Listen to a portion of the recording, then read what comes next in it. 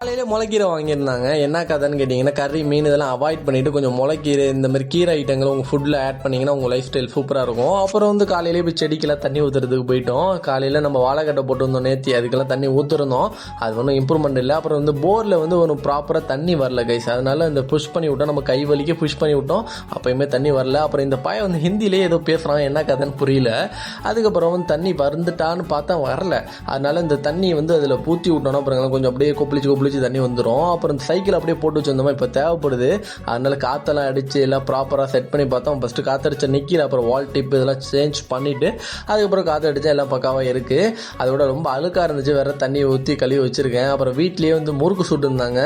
இது முறுக்கு பேர் என்னன்னு தெரியல, தெரிஞ்ச கமெண்ட் செக்ஷனில் சொல்லுங்கள். அதுக்கப்புறம் நம்ம வந்து சாப்பிட்றதுக்கு போயிடுச்சு, அந்த கீரை வத்த குழம்பு ஏதோ செஞ்சுருந்தாங்க. அப்புறம் வந்து கொஞ்சம் தண்ணி ஊற்றியும் க்ளீன் ஆகலை. அப்புறம் வாட்டர் வாஷ் பண்ணி செட் ஆகாததால் ஆயில் வாஷ் பண்ணிவிடுவோன்னு கொஞ்சம் ஆயிலெலாம் ஊற்றி நல்லா ப்ராப்பராக நல்லா க்ளீன் பண்ணி தொடச்சி விட்டாச்சு கையாலேயே.